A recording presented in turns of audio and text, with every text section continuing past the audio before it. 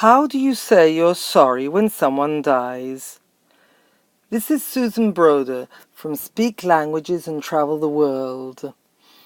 A few weeks ago, my mother died, and it occurred to me that this would be the right time to explain to you some tips on how to express yourself when someone you know has died.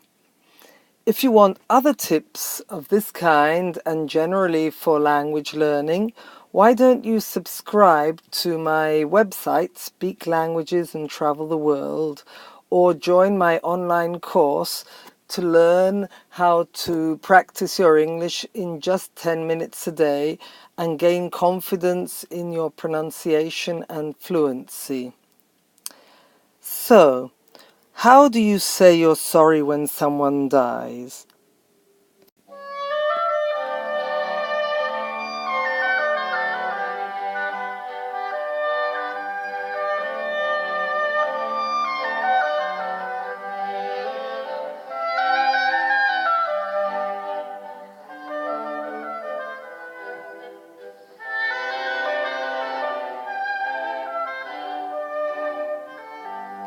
So, it is never wrong to be a little formal depending on the kind of relationship you have with the person you want to express your condolences to. So a very typical sentence will be, "I'm sorry to hear that your mother passed away." Passed away is an elegant way of saying that someone has died. So this is a sentence that can be used.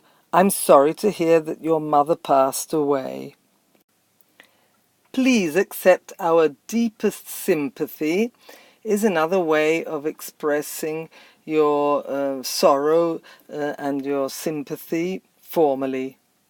"Please accept our deepest sympathy." "We would like to express our condolences" is another formal way of expressing your sympathy. "We would like to express our condolences." Bereavement is the word to explain the period after a person has died. It's a period of bereavement. In this period, people are going through grief. People are grieving. Grief is the noun, to grieve is the verb. Other important vocabulary is the funeral, the ceremony which then leads to the burial of the person who died, the memorial service, which could be in a religious institute, a church or similar, but could also be directly in a building in the vicinity of the cemetery.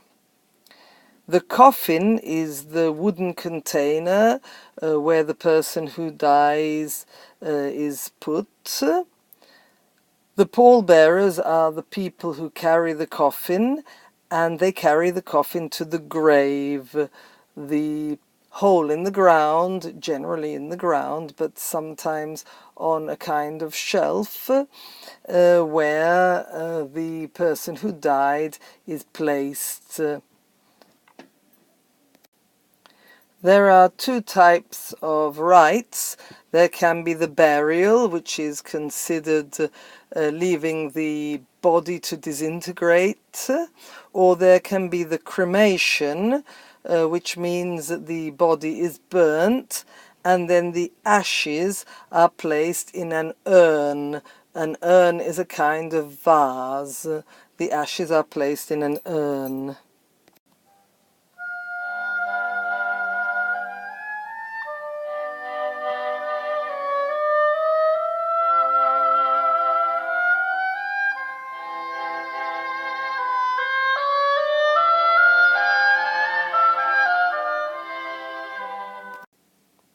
For our mother's memorial service, we decided to make something very simple and personal. She died at the age of 82 after a relatively good life, and so we decided to tell the story of her life in a few simple words, and also her character and her ideals in life. We chose the music you've been hearing because it was composed by one of her forefathers, who was an important musician in Vienna and Hungary in the period of Mozart. After the ceremony, after the burial, we decided to celebrate her life with a few friends by sharing memories, looking at old photographs, and generally remembering the times that we had enjoyed together with her. What I can say from this experience is that, yes, there are the formal sentences and phrases I've taught you, but what I most appreciated were the personal memories that people shared with me more than any formal words.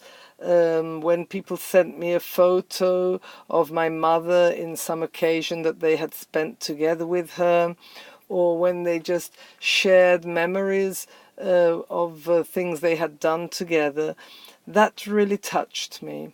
So I would recommend that if you want to say you are sorry to someone because someone they loved has died, it would be nice for you to just remember something nice about that person that you did together with them and share it. And that's a little less formal, but people tend to be less formal nowadays, and I think that will be greatly appreciated.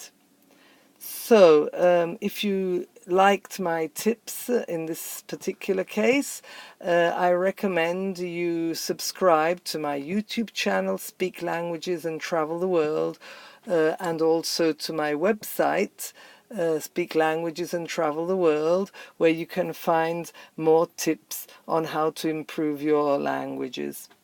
Okay. And with that, I'll leave you to the rest of this piece of Adagio music by Johann Georg Lickl.